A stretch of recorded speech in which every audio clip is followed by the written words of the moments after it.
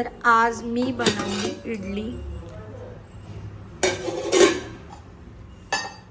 इडली बनवली, अजून चटणी बनवली आणि इकडे वरण पण. तर सकाळ गुड मॉर्निंग. सकाळी सकाळी आज ना इडली बनवली जेवणामध्ये नाही, नाश्त्यामध्ये. तर यांना नाश्ता देते. आता 9 वाजता आहेत, 9 का 10 वाजता आहेत. तर मी इडली काढून घेते. याच्यात ना थोडं थोडं पाणी गेलं, म्हणजे अशी बनवली.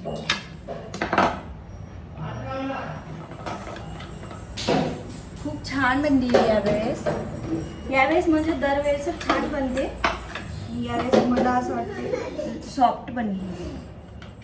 वाव आपू, इडली खाणार पिल्लू? तुला खायची?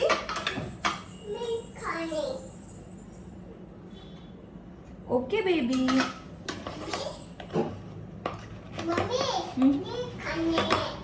तू खाणार ना? ओके, तू पण खा. मी आधी पप्पाला देते. ओके, तू नाही खाणार? तू पंप पिणार आहे? Okay mummy. 1 मिनिट थांब ना.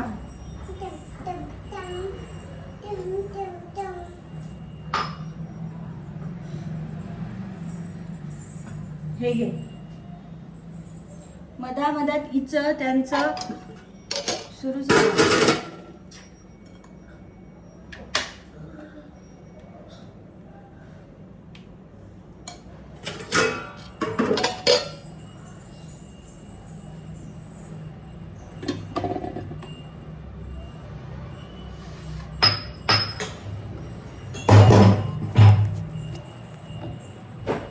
बघा मी तर मी इथे मोबाईल ठेवला आणि आपू काय कपडे घालू देत नाही.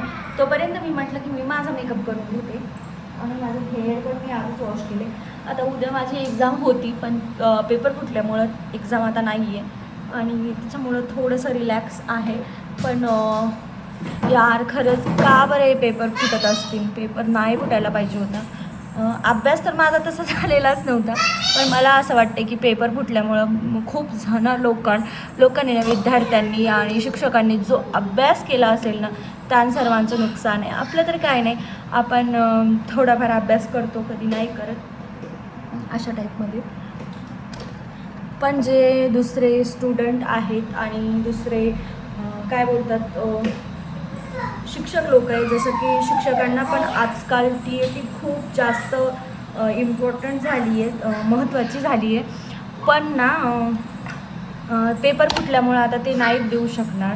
पण मला असं वाटतं आहे की असं नव्हतं व्हायला पाहिजे.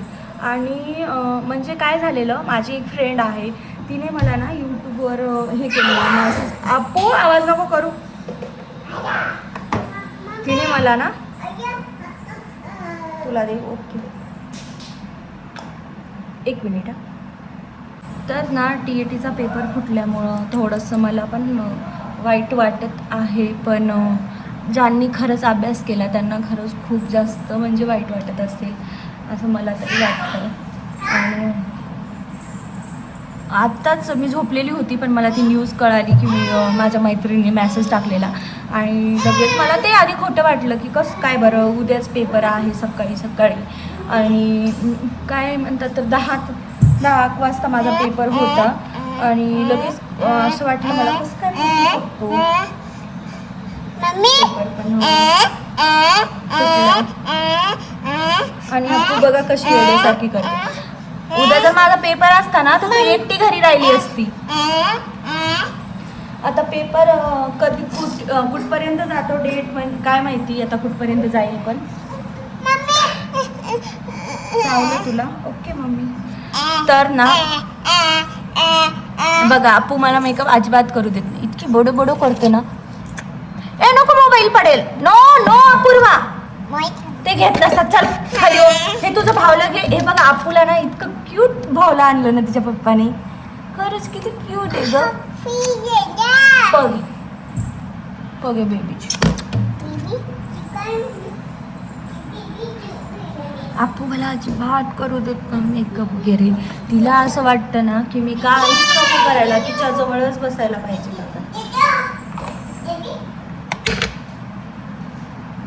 आणि माझ्या मैत्रिणी ना असल्या टाईपच्या आहेत ना, खरंच काय सांगू. पेपर फुटला ना खुशी झाली म्हणतात बरं झालं फुटला पूजा, अभ्यास नव्हता झाला. पण काय त्या काय बोलतात माहिती का, बरं झालं फुटला पूजा, अभ्यास असं पण नव्हता झाला आपला आणि आपल्याला अजून टाइम भेटला. अगं बाई, पण ज्यांचं नुकसान झालं त्यांना किती ना वाईट वाटत असेल. नुकसान म्हणल्यापेक्षा कोणाला पण टाइम भेटलेला चांगलं, पण पेपर फुटणं म्हणजे नुकसानच आहे.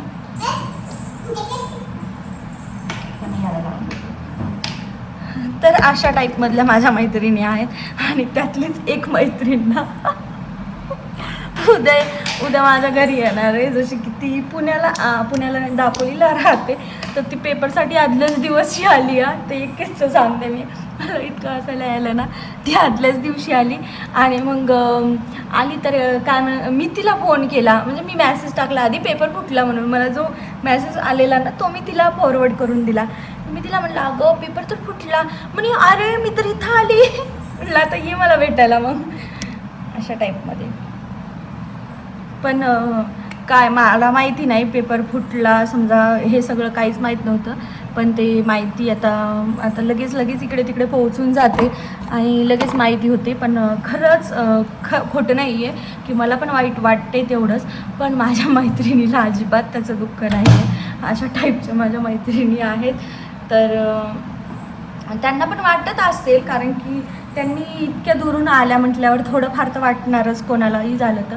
पण कसं ना, तेवढं समजा अभ्यास वगैरे नसेल झाला तर आपल्याला वाटून जातं की ठीक आहे बाबा चालतं, नाही आहे तर नाही आहे पेपर वगैरे अशातला. पण जे की सेंटरवर पोहोचतात आदल्याच दिवशी आणि दूर असणारे खरंच पोहोचून जातात आदल्या दिवशी, आणि ते ना खूप म्हणजे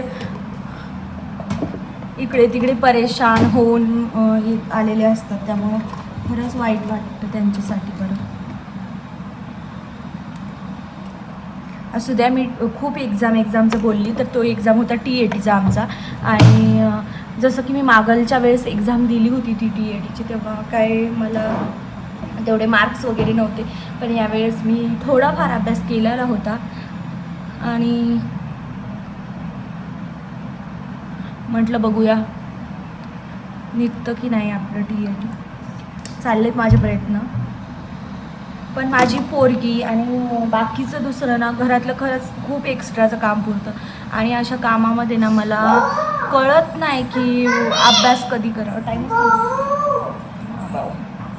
टाईमच नाही भेटत अभ्यास वगैरे करायला, त्यामुळं पण थोडा प्रॉब्लेम होतो. पण आता काय माहिती डेट कधीची देतील वगैरे. आणि जर त्यांनी थोडं 1-2 महिने असं लेट करतील मला असं वाटते. पण बघूया आता कधी होतो TATचा पेपर. पण त्या वेळेनं ना मला माझ्या मैत्रिणीला भेटणार होतं आणि बाकी पण गोष्टी होत्या त्या तर भेटणारच. आता मला माझ्या मैत्रिणीला तर मी भेटू शकणार. चला माझी बडबड खूप जास्त केली आहे मी. आता ना समोरच्या कामाला लागते. आज पहिल्यांदा असं झालं की मी 4 वाजता आंघोळ केली. पहिल्यांदा नाही, म्हणजे आईकडे असताना करायची, पण इथे आल्यानंतर आणि बरं नव्हतं त्यामुळेच मग थोडं लेट झालं मला आंघोळीला. पण माझ्याकडे ही मशीन मी ऑर्डर केलेली आहे. म्हणजे याला बरेच दिवस झालेत, पण मी म्हटलं तुमच्यासोबत पण शेअर करते. कारण की कसं आहे ना, आपण कुठेतरी वेळेवर जायचं असलं ना खूपच प्रॉब्लेम होतो. जसं माझं ना इथे पण केस आणि ॲपर लिप्स पण खूप जास्त वाढतात, पटापट ग्रोथ होते आपण. हां, तर त्याच्यामुळंच मग मी हे मागवली होती. छोटीशी बघा किती छान आहे. आपण याला पॉकेटमध्ये कुठे पण यूज करू शकतो आणि यानं ना इतक्या लवकर केस रिमूव्ह होतात खूपच फास्ट. तर माझी आयब्रो केलेल्या होत्या. आणि बघा जर आपल्या याच्यात मोठे केस नाही त्याच्यात ॲडजस्ट होऊ शकत. आता मोठा केस याच्यात तुटला आहे, परत सुरू झाली, असं काहीच प्रॉब्लेम येत नाही.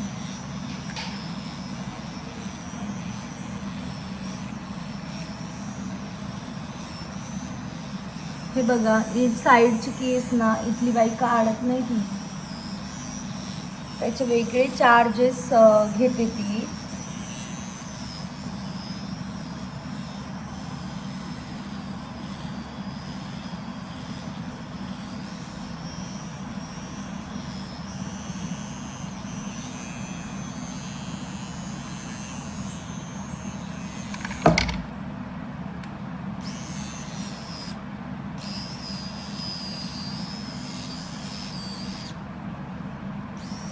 थोडी बंद पडते,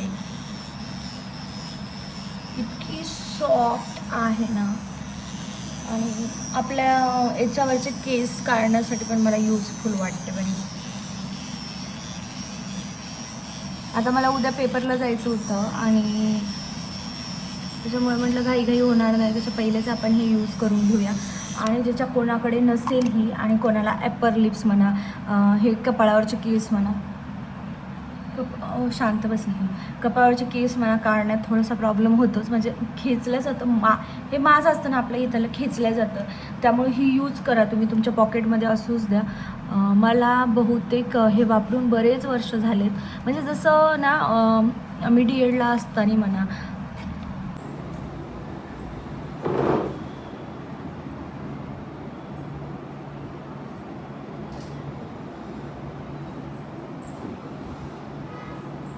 काय झालं आपल्याला.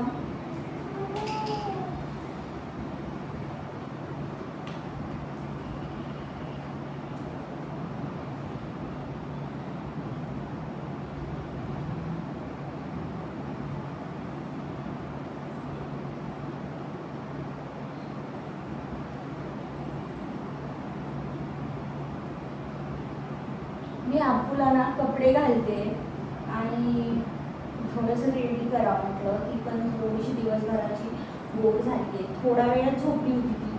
आपू तू किती वेळ झोपली होती ग? कुठे झाला भाऊ बघू?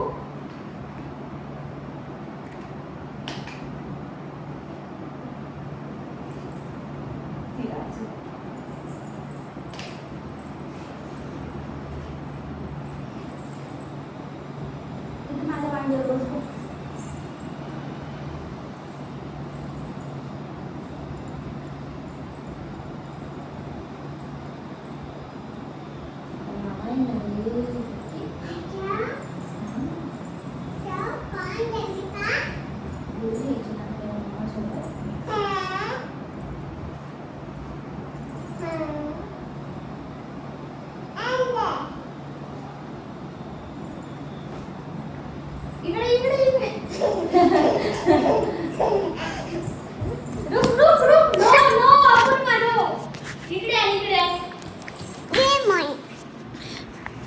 तिथे मोबाईल ठेवलेला होता, उचलून आणला आपण.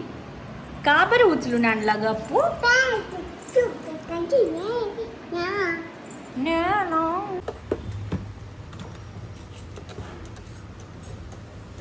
मला ना तर गॅस वॉश करायचा होता, पण तेवढा टाईम नाही. याने क्लीन करून घेऊया.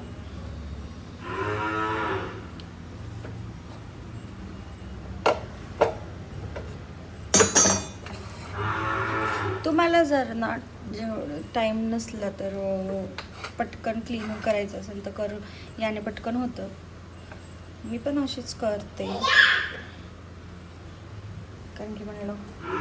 आणि एकीकडे चहा ठेवलेला आहे, तोपर्यंत माझा हात बघा ना शांत बसतच नाही.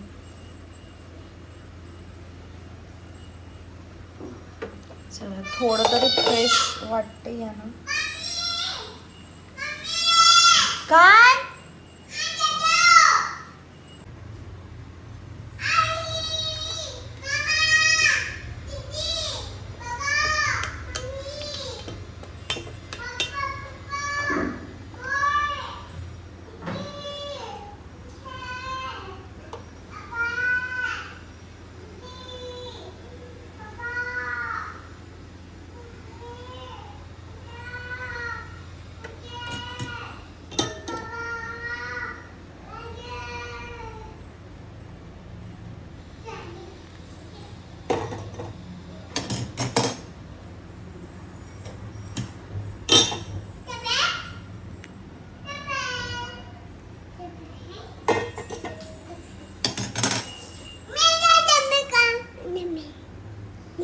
तिला खायची आहे ब्रेड.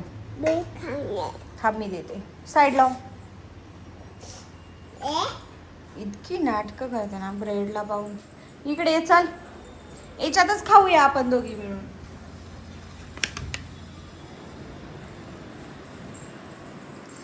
चलो बैठो नीचे. ओय बघ तिचा कप घेऊन आली. अगं याच कपात खाऊ ना. या कपात कशाला? हे प्लॅस्टिकचे याच्यात नसतात खात. देते. काय पाहिजे आपू? बापरे बघा सगळेजण बघा आपू खायला दे म्हणते मला. हे द्यायचंय तुला? हात जोड एकदा. हा मग काय पाहिजे? इतकी खोटी. आणि मग हात कशाला जोडू लागली? तू खाते? ओके. हळू हळू हळू पिल्लू, हळू हळू ग मा. कोण आला आपू? आपू कोण आलं? अजून कोण आलं? काय आणलं तुझ्यासाठी? वाव मम्मा मांडली. खाती का बाई?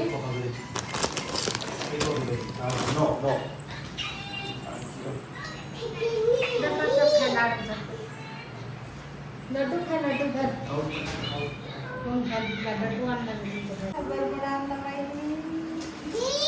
काय आणलं आपू आईने तुझ्यासाठी? वाव किती छान आहे ग आपू बरमुडा तुझा. असा पकड आई. ड्रेस असा पकड. आपू इकडे तोंड कर. आपू इकडे बघ. आपू इकडे बघ. इकडं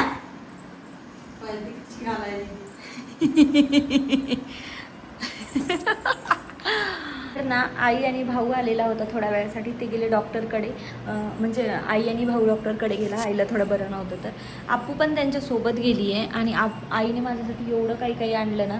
तर तिने माझ्यासाठी कुर्त्याच आणल्या. त्या मी एक दिवस तुम्हाला वेअर करून दाखवेलच. खूप छान अशा कुर्त्या आहेत. आणि मस्त मी तिला सांगितलं होतं तिकून आण म्हणून माझ्यासाठी. ती गेली होती गावी आमच्या त्यामुळं. तर ते आणले. आणि अप्पूसाठी पण खूप छान क्यूट असं टी शर्ट आणलं आहे तिनं.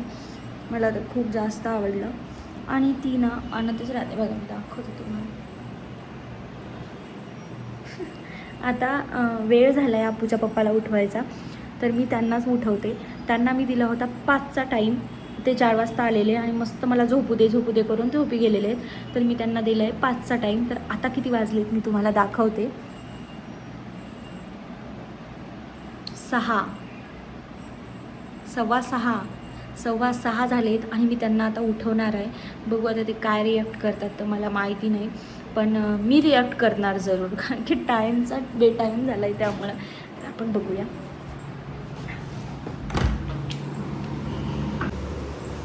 अप्पूचे पप्पा.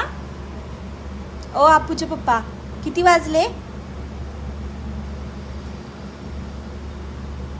उठा.